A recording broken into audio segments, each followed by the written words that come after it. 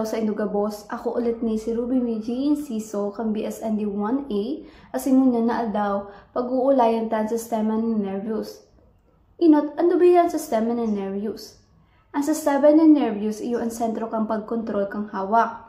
Inisarong sistema ng komunikasyon na may kinalaman sa halos gabos na pag-andar kang sa tong hawak. May naresibiin ng mga senyales asin minapadara ng mga command sa manlain-lain na party kang hawak. Na pangyayari sa to na mamidbid ang palibot, magdesisyon, asin kontrolon ang satuyang paghiro. Ano ang mga panginot na functions kang nervous system? Ang mga major functions kang nervous system iyo ang pag-receive ng sensory input. Ang mga sensory receptors minamonitor ng dakulang klase ng stimuli. Kaiba ang mga kondisyon na external araw kang paghiling, pagdangog, paglasa, pagparong, pagkapot, pagmati ng kulog, posisyon kang hawak asin temperatura. Asin sa internal, araw kang blood pH, blood gases asin blood pressure. Panduwa, pagsaro kang impormasyon or integrating information. Ang utak ta asin ang spinal cord ang mga panginot na organo para sa proseso kang sensory input. Ang input pwedeng magtautulos ng mga simbag o immediate response, itago bilang memory o basta dain na lang sana intindihon. Pantulo, pagkontrol sa mga muscles at glands. Kinukontrol ka sa sistema ng nervyos ang mga panginot na paghiro kang hawak sa paagi kang pagsigla sa skeletal muscles. Nakakatabang man ini sa pagkontrol sa cardiac muscles, smooth muscles at kadakon na glandula. Pang-apat, pagpatindog at pagpamintener kang aktibidad ng pag-iisip. Ang utak ang sentro kang aktibidad ng pag-iisip. Araw kang consciousness, memory as in thinking. Paano nakakatabang ang sistema ng nervyos sa balanse kang homeostasis? Ang sistema ng nervyos ay gawing importanteng papel sa pag-maintainer ng homeostasis. Ang homeostasis iyo ang abilidad kang hawak na ma-maintainer ng sarong matibay na panlaog na kapalibutan o stable internal environment. Nangyayari ini sa paagi kang padagos na kakayahan na mag-detect, mag-interpret, asin magsimbag sa mga pagbabago sa kondisyon kang hawak kung saan pwedeng pasinglahon, stimulate, o pugulan ang mga aktibidad kang ibang sistema kang hawak. Ano ang mga manlain-lain na organo kang sistema ng nervyos? Ang sistema ng nervyos nababanga sa dalawang panginot na parte. Ang central nervous system or ang CNS asin peripheral nervous system o PNS. Ang central nervous system kinakompresto kang utak or brain na yaon sa laog kang brain case asin spinal cord na yaon sa laog kang vertebral column. Ang peripheral nervous system naman ay binibilog kang gabos na nerve asin ganglia sa luwas kang central nervous system. Inianling kang komunikasyon sa pag-ultanan kang central nervous system asin kang natatadang hawak. Kaiba digdi ang 12 pairs ng cranial nerves asin 31 pairs kang spinal nerves. Paano man nagpa-function ang kada organo? Ini ang mga organo kang parting central nervous system. Ang utak. Sentro ini ni pagkontrol asin pagproseso kang information. Igwa ini ni tulong parte ang cerebrum, cerebellum asin ang brainstem.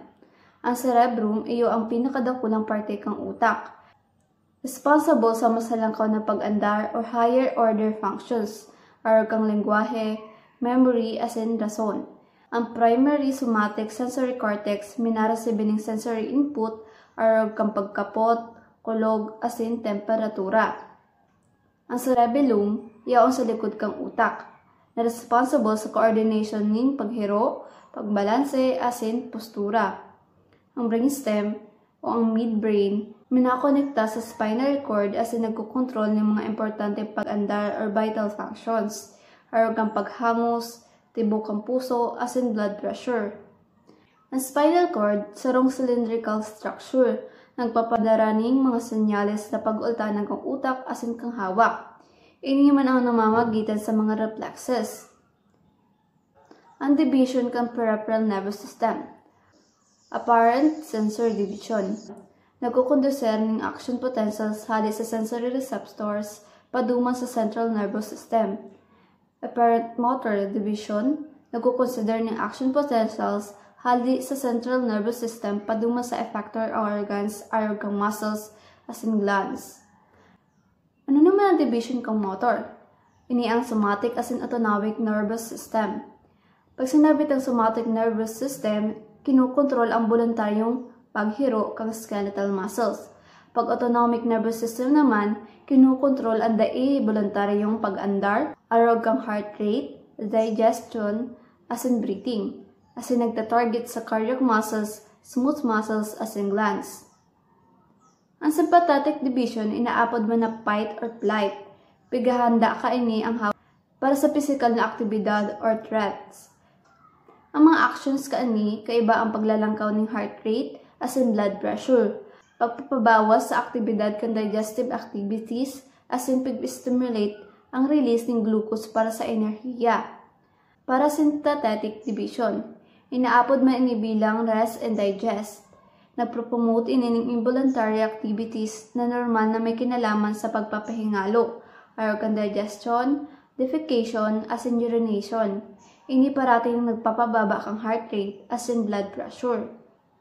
Organs of special senses. Ang sensory input are kang mga senses pagtatrato sa espesipikong rehiyon kang utak. Inot, vision o paghiling. Pinoproseso sa visual cortex o occipital lobe. Pandawa, ang hearing o pagdangog. Pinoproseso ini sa auditory cortex o temporal lobe. Ang pantulo, as in huri, ang taste o panglasa. Pinoproseso ini sa taste area or ang insula. Ano ang electric impulse conduction? Ang mga nerve cells o neurons ng mga excitable cells na minagamit ng electrical signals na inaapod na action potentials.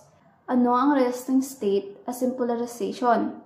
Ini ang kalagayan ng pagpapahingala o resting state. Ang membrane kay neuron polarized, ang laong negatibo kumpara sa luwas. Pagtatagami ini kang sodium-potassium pump na aktibong nagtatransportar ng sodium palaog as in potassium na paluwas. Ang action potential man, kapag igwang stimulus na nang-aabot sa threshold, ang action potential minapotok sa sarong all or none passion. Depolarization. Ang mga voltage-gated sodium channels nagbubukas asin ang sodium makaskas na minalaog sa cells na ginigibong positibo ang laog. Repolarization. Ang mga sodium channels na nagsasara asin mga potassium channels na nagbubukas, nagpapaluwas sa potassium ions asin minabalik sa negatibong karga. Ano ang mga kaskas kang conduction? Continuous conduction, nangyayari sa amyloidated axons o myomyelin. Saltatory conduction, nangyayari sa myelinated axons o igwang myelin, kung saan ang pulso, minalokso, halis sa sarong node o reindeer pasiring sa sunod, na labing-labing nagpaparikas ka conduction velocity. Synaptic transmission, ini ang komunikasyon sa pag-ultanan ng mga neuron na nangyayari sa synapses. Ang mga neurotransmitter ay ang mga chemical na sustansya na nakatago sa synaptic vesicles. Paghahalis nila sa presynaptic terminal sa paagi kang excitosis as in minadiffuse sa synaptic clip. Kung nagtatakod ang mga neurotransmitters sa post-synaptic membrane, nagbubukas o nagsasaraman ang mga chemically gated channels. Ang simbag pwedeng stimulation or excitatory o inhibition. Ang mga neurotransmitters kaipuhan tulos na halion sa synaptic clip sa paagi kang pagka-breakdown kang mga enzymes ayaw kang acetylcholinesterase na nagraraot sa acetylcholine o sa paagi kang pagtransportar pabalik sa presynaptic terminal ayaw kang norepinephrine. Ano ang manlain-lain ng neurotransmitters? Ang mga neurotransmitters iyo ang mga chemical na mensahero na nagbabago kang posibilidad na makagibo ng action potentials ang postsynaptic neuron. Ang mga chemical na ini iyo ang arog acetylcholine, pwedeng excitatory o inhibitory. Serotonin, nagpapunksyon sa pangkagabusan, as in inhibitory. Dopamine, excitatory o inhibitory. GABA, o gamma-aminobutyric acid, glycine, as in ang endorphins, mga inhibitory.